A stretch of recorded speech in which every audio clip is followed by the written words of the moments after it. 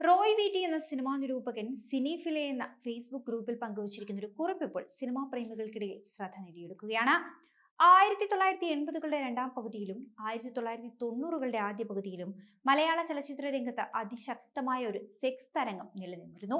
അതിനു മുൻപും മലയാളത്തിൽ ധാരാളമായി ഗ്ലാമർ പ്രദർശനം എടുത്തു പറയുവാനുണ്ടെങ്കിൽ പോലും അവയിൽ ബഹുഭൂരിപക്ഷവും അക്കാലത്തെ തമിഴ്, തെലുങ്ക് ചിത്രങ്ങളുടെ മാതൃകയിൽ സ്റ്റണ്ടും കുതിരയോട്ടവും പ്രതികാരവും ഒക്കെയുള്ള ആക്ഷൻ ചിത്രങ്ങളിൽ മേൻപടിയെന്നോണം ക്യാബറയും ബലാത്സംഗവും ഒക്കെ ഉൾപ്പെടുത്തിയിരുന്നു എന്നേ ഉള്ളൂവെന്നാണ് റോയ് കുറിക്കുന്നത്. എന്നാൽ പക്ഷേ ഈ ഒരു പോസ്റ്റിൽ ആദ്യമേ സൂചിപ്പിച്ച കാലഘട്ടത്തിൽ സെക്സ് രംഗങ്ങൾക്ക് അമിത പ്രാധാന്യം നൽകി ചുരുങ്ങിയ ചെലവിൽ തട്ടിക്കൂട്ടിയെടുത്ത ചിത്രങ്ങളായിരുന്നു ധാരാളമായി വന്നിരുന്നതെന്നും ഇദ്ദേഹം കുറിക്കുന്നുണ്ട്. പിൽക്കാലത്ത്, അതായത് 2000-2002 കാലഘട്ടത്തിൽ വന്ന ഷക്കീല തരംഗവും സമാനമായിരുന്നെങ്കിൽ പോലും ഇത്രത്തോളം ശക്തമായിരുന്നില്ല എന്നാണ് റോയ് കുറിക്കുന്നത്. വളരെ ചുരുങ്ങിയ കാലഘട്ടം മാത്രമേ അത് നിലനിന്നിരുന്നുള്ളൂ. കരിയറിന്റെ തുടക്കകാലത്ത് ഭേദപ്പെട്ട ചിത്രങ്ങൾ ഒരുക്കിയിരുന്ന KS ഗോപാലകൃഷ്ണൻ, P ചന്ദ്രകുമാർ തുടങ്ങിയവരുടെ നേതൃത്വത്തിലായിരുന്നു താൻ ആദ്യം സൂചിപ്പിച്ച കാലഘട്ടത്തിലെ സെക്സ് തരംഗം വീശിയടിച്ചതെന്നും റോയ് കുറിക്കുകയാണ്. അതുപോലെ തന്നെ ആശാ ഖാൻ, ജയദേവൻ, PK കൃഷ്ണൻ, ജോസഫ് വട്ടോലി തുടങ്ങിയ സംവിധായകരും അഭിലാഷ, ഉമാമഹേശ്വരി, സുഗന്ധി, ജയലളിത തെറ്റിദ്ധരിക്കേണ്ട അന്തരിച്ച മുൻ തമിഴ്നാട് മുഖ്യമന്ത്രിയല്ല എന്നുകൂടി റോയ് എടുത്ത് പറയുകയും ചെയ്യുന്നുണ്ട്.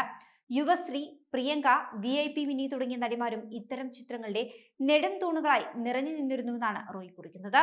ക്യാപ്റ്റൻ രാജു, സത്താർ, രാമു, ഭീമൻ രഘു തുടങ്ങിയ കൊലകൊമ്പന്മാരും പപ്പു, മാള, ജഗതി ശ്രീകുമാർ, പൂജപ്പുര തുടങ്ങിയ ജഗജില്ലുകളും ഭാഗമായ ഇവയിലൊക്കെ ബബുലു, കപിൽ, കിരൺ, ജയദേവൻ തുടങ്ങിയ യുവകോമളന്മാർ നായകത്വം വഹിച്ചുവെന്നും റോയ് കുറിക്കുകയാണ്.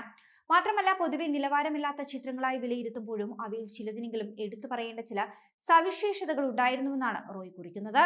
ബൈബിളിനെ ആസ്പദമാക്കി P ചന്ദ്രകുമാർ അണിയിച്ചൊരുക്കിയ ആദിപാപമായിരുന്നു ഇക്കൂട്ടത്തിൽ ഏറ്റവും ശ്രദ്ധേയം. കലാപരമായും സാങ്കേതികപരമായും മികവ് പുലർത്തിയ ആദിപാപം അക്കാലത്ത് തിയേറ്ററിൽ കാണുമ്പോൾ ഛായാഗ്രഹണമൊക്കെ ഹോളിവുഡ് നിലവാരം പുലർത്തിയിരുന്നത് പോലെ തോന്നിയെന്നും എന്നാൽ പക്ഷേ ഇപ്പോൾ യൂട്യൂബിലുള്ള മങ്ങിയ പ്രിന്റ് കണ്ടാൽ അങ്ങനെ തോന്നണമില്ല എന്നും റോയ് കുറിക്കുകയാണ്. മാത്രമല്ല, P ചന്ദ്രകുമാറിന്റെ കൽപ്പന ഹൗസ് എന്ന ഹൊറർ ചിത്രവും സാങ്കേതികമായി മികവ് പുലർത്തിയിരുന്നു. തുളസീദാസിന്റെ ലയനമായിരുന്നു ഭേദപ്പെട്ട നിലവാരം പുലർത്തിയ മറ്റൊരു ചിത്രം. KS ഗോപാലകൃഷ്ണൻ സംവിധാനം ചെയ്ത മലയത്തിപ്പെണ്ണ മികച്ച ഗാനങ്ങളാലും ശ്രദ്ധേയമായി മാറി. മട്ടിച്ചാറ്, മണക്കണ മണക്കണ, കളകളം, കിളിച്ചിലച്ച് പാടണ തുടങ്ങിയ ഗാനങ്ങൾ അക്കാലത്ത് തരംഗമായിരുന്നുവെന്നും റോയ് കുറിക്കുകയാണ്. മാത്രമല്ല, കൊല്ലം ജില്ലയിലെ പുനലൂരിനടുത്തുള്ള തെന്മല വനമേഖലയായിരുന്നു ഇത്തരത്തിലുള്ള മിക്ക ചിത്രങ്ങളുടെയും ലൊക്കേഷൻ എന്നുകൂടി കൂട്ടിച്ചേർക്കുകയാണ് റോയ്. സമീപത്തെ ലോക്കൽ ലോഡ്ജുകളിൽ സഹസംവിധായകരും ജൂനിയർ ആർട്ടിസ്റ്റുകളും പ്രൊഡക്ഷൻ ബോയ്സും മറ്റു സഹായികളും ഒക്കെ തങ്ങുമ്പോൾ പ്രധാന താരങ്ങളും സംവിധായകരും പുനലൂരിലെ വലിയ ഹോട്ടലുകളിൽ താമസിക്കും. പുനലൂരിനും തമിഴ്നാട്ടിലെ തെങ്കാശിക്കുമിടയിൽ പൊതുവെ തിരക്ക് കുറഞ്ഞ പ്രദേശമായതിനാൽ കാടിന്റെ പശ്ചാത്തലത്തിൽ സ്വസ്ഥമായി ചിത്രീകരണം നടത്തുവാനുള്ള സൗകര്യവും ഇവിടെ ഉണ്ടായിരുന്നു. കാട്ടാറിന്റെ തീരത്ത് വിവിധ ചിത്രങ്ങൾക്ക് വേണ്ടി കുളിസീൻ ചിത്രീകരിക്കാനായി സ്ഥിരമായുള്ള കുളിക്കടവുകളും സജ്ജമാക്കിയിരുന്നു. നിർമ്മാതാവും സംവിധായകരും അറിയപ്പെടുന്ന അഭിനേതാക്കളും ഒക്കെ മാറി മാറി വന്നാലും തെന്മല കേന്ദ്രീകരിച്ചുള്ള ചിത്രങ്ങളിൽ സാങ്കേതിക രംഗത്തുള്ളവർക്കും ജൂനിയർ ആർട്ടിസ്റ്റുകൾക്കും മിക്കവാറും മാറ്റമുണ്ടാകാറുമില്ലായിരുന്നു. ഒരു കാലത്ത് മിനി കോടമ്പക്കമായി അറിയപ്പെട്ടിരുന്ന തെന്മലയിൽ ഒരു ചിത്രത്തിന് വേണ്ടി ഒരുക്കുന്ന സെറ്റുകളും കോസ്റ്റ്യൂംസും ഒക്കെ അടുത്ത ചിത്രത്തിനും അതിന്റെ അടുത്ത ചിത്രത്തിനുമൊക്കെ ഉപയോഗിച്ചിരുന്നുവെന്നും ഇദ്ദേഹം കുറിക്കുകയാണ്. ചാരായ ഷാപ്പ്, കുടിൽ, കൂടാരം, കയറുപാലം, ഏറുമാടം തുടങ്ങിയവയൊക്കെ ഒന്ന് തന്നെ വിവിധ ചിത്രങ്ങളിൽ കാണുവാനും കഴിയും. അതുപോലെ തന്നെ കാട്ടുപെണ്ണുങ്ങളുടെ അല്പവസ്ത്രങ്ങൾ, ചാരായ കടക്കാരിയുടെ കൈലി, ബ്ലൗസ്, വേട്ടക്കാരന്റെ ട്രൗസർ, ജാക്കറ്റ്, ഹാറ്റ്, ഗൺ, ആദിവാസികളുടെ പൂജാ വിഗ്രഹം തുടങ്ങിയവയൊക്കെ യാതൊരു വ്യത്യാസവുമില്ലാതെ പല ചിത്രങ്ങളിലും മാറി മാറി ഉപയോഗിച്ചിട്ടുമുണ്ട്. കാടിനുള്ളിലെ കൂടാരത്തിന്റെയും കുടിലിന്റെയും ഒക്കെ ഉൾവശമായി ചില ലോഡ്ജ് മുറികൾ സജ്ജമാക്കി ആരുടെയും ശല്യമില്ലാതെ കിടപ്പറ രംഗങ്ങൾ ചിത്രീകരിക്കുവാനും കഴിഞ്ഞിരുന്നു. അത്തരം രംഗങ്ങളൊക്കെ പലപ്പോഴും പ്രധാന സംവിധായകർ നേരിട്ടായിരിക്കില്ല ചിത്രീകരിക്കുന്നത്. സഹസംവിധായകർക്ക് പയറ്റി തെളിയുവാനുള്ള ഒരു അവസരമായിരുന്നു അതൊക്കെ. കരിനാഗം, കാളരാത്രി, ഭീകരൻ, ചാരവലയം, അവളുടെ കഥ, വാടകഗുണ്ട, രതി, കാനനസുന്ദരി, മലയത്തിപ്പെണ്ണ്, ഇവളെന്റെ ലഹരി, രതിഭാവം, ഇവളെന്റെ കാമുകി, ചുവന്ന കണ്ണുകൾ, ക്രൂരൻ, അഞ്ചരയ്ക്കുള്ള വണ്ടി, ഈണം തെറ്റാത്ത കാട്ടാറ് ആദ്യമായി, അവളറിയാതെ, ആലസ്യം, ചുവപ്പനാട, അപൂർവ സംഗമം, റെയ്ഡ് തുടങ്ങി എത്രയെത്ര മാദകമലരുകൾ ആ വസന്തകാലത്ത് വിടർന്നു പരിലസിച്ചു എന്നുകൂടി കുറിക്കുകയാണ് റോയ്. മാത്രമല്ല, ചിത്രീകരണം തുടങ്ങിയതിനു ശേഷം ഇടയ്ക്ക് വെച്ച് മുടങ്ങിയതോ ഉപേക്ഷിക്കപ്പെട്ടതുമായ ചിത്രങ്ങളും ധാരാളമുണ്ടെന്നും ഇദ്ദേഹം കുറിക്കുന്നുണ്ട്. സാമ്പത്തിക പ്രതിസന്ധി മാത്രമല്ല അതിന് കാരണം. ചില പ്രത്യേക ലക്ഷ്യത്തോടെ സിനിമ എടുക്കുവാൻ വരുന്ന നിർമ്മാതാക്കൾക്ക് ചിത്രീകരണത്തിന്റെ ആദ്യ രാത്രിയിൽ തന്നെ ലക്ഷ്യം സാക്ഷാത്കരിക്കുവാൻ സാധിച്ചാൽ പിന്നീട് പണം മുടക്കുവാൻ താല്പര്യമില്ലാതെ വെച്ചൊഴിയുന്നതും പതിവായിരുന്നു. 1990കളുടെ മധ്യത്തോടെ സെൻസർ നിയമങ്ങൾ കൂടുതൽ കർശനമായതോടെ മലയാളത്തിലെ സെക്സ് തരംഗത്തിന് താൽക്കാലികമായ ഒരു ശമനം വന്നു. അതോടെ തന്നെ തെന്മല കേന്ദ്രീകരിച്ചുള്ള സമാന്തര സിനിമാ ലോകവും ഇല്ലാതാകുന്നു. പിന്നീട് സെൻസർ നിയമങ്ങൾ മറികടക്കുവാനായി ഇത്തരം സിനിമകൾ മലയാളത്തിന്റെ ചെലവ് കുറഞ്ഞ ടെക്നീഷ്യൻസിനെ ഉപയോഗപ്പെടുത്തി കേരളത്തിന് പുറത്ത്, അതായത് ചെന്നൈയിലോ ബാംഗ്ലൂരിലോ ചിത്രീകരിച്ച് ഇംഗ്ലീഷ് ചിത്രങ്ങളായി സെൻസർ ചെയ്ത് പ്രാദേശിക ഭാഷകളിൽ ഡബ് ചെയ്ത് പ്രദർശനത്തിനുമെത്തിയിരുന്നു.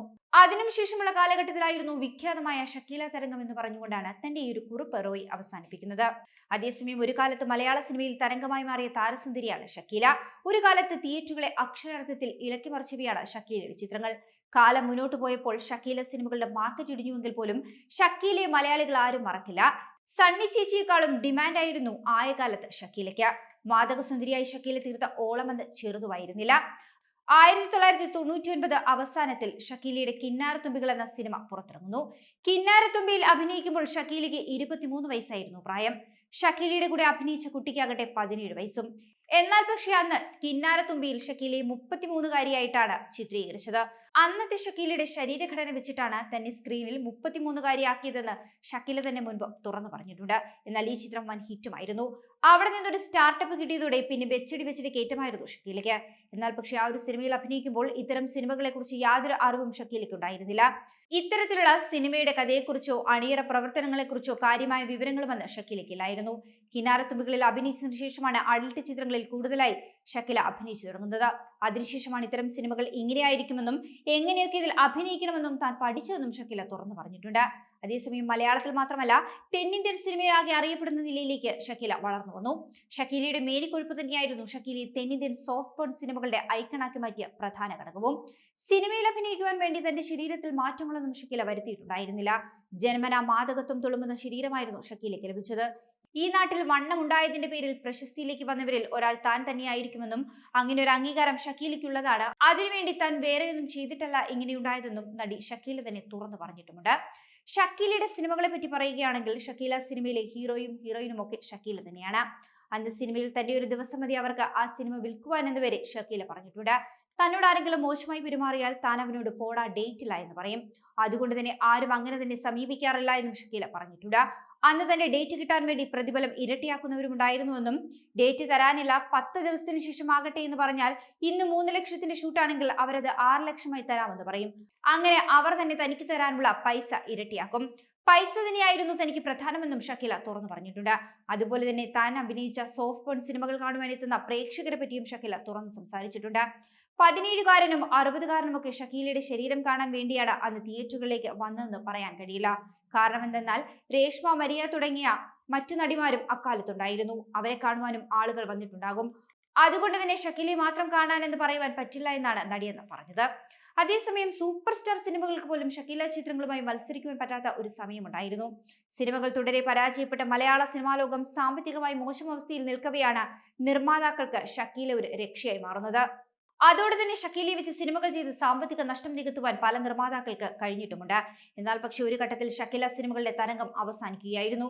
തന്റെ പേരിൽ ഡ്യൂപ്പിനെ വെച്ച് നീലച്ചിത്രങ്ങൾ വന്നതോടുകൂടി മലയാള സിനിമകളിൽ അഭിനയിക്കുന്നില്ല എന്ന് ഷക്കീല പ്രഖ്യാപിക്കുകയും ചെയ്തു. അതുപോലെ തന്നെ തന്റെ കുടുംബത്തിന് വേണ്ടിയിട്ടാണ് താൻ അഡൽട്ട് സിനിമകളിൽ അഭിനയിച്ചതെന്നാണ് ഷക്കീല പറഞ്ഞിട്ടുള്ളത്. അതിന്റെ പേരിൽ തന്നെ വിമർശിക്കുന്നവരോട് അന്നും ഇന്നും സഹതാപം മാത്രമേ ഉള്ളൂ തനിക്ക്. കാരണം എന്തെന്നാൽ നിങ്ങൾ ഇന്ന് വല്ലതും കഴിച്ചോ എന്ന് ചോദിക്കുവാൻ അന്നൊന്നും തനിക്ക് ആരുമില്ലായിരുന്നുവെന്നും ഷക്കീല വെളിപ്പെടുത്തിയിട്ടുണ്ട്. അഭിനയിക്കുന്ന സമയത്ത് തന്റെ കുടുംബം നോക്കി എന്ന ലക്ഷ്യം മാത്രമേ തനിക്കുണ്ടായിരുന്നുള്ളൂ. അതിനുവേണ്ടിയാണ് താൻ ഇത്തരം സിനിമകളിൽ അഭിനയിച്ചത് പോലും. കുടുംബത്തിൽ നിന്ന് തന്നെ പലരും ഇത്തരത്തിലുള്ള സിനിമകളിൽ അഭിനയിച്ചതിന് തന്നെ വഴക്ക് പറഞ്ഞിട്ടുണ്ടെന്നും ഷക്കീല തുറന്നു പറഞ്ഞിട്ടുണ്ട്. കുടുംബത്തിന് പുറത്തു നിന്നും ഒരുപാട് വിമർശനങ്ങൾ തനിക്കെതിരെ ഉണ്ടായിട്ടുണ്ട്.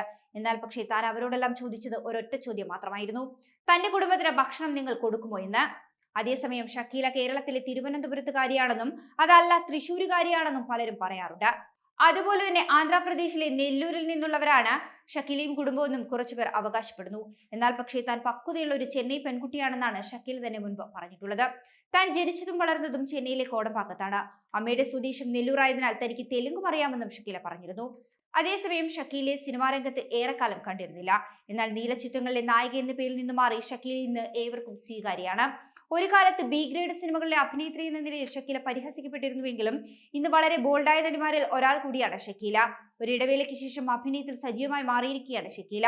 കുട്ടിക്കാലം മുതൽ സിനിമയിൽ അഭിനയിച്ചിരുന്ന ഷക്കീല ഇപ്പോൾ മിനി സ്ക്രീൻ ഷോകളിലാണ് സജീവമായിരിക്കുന്നത്.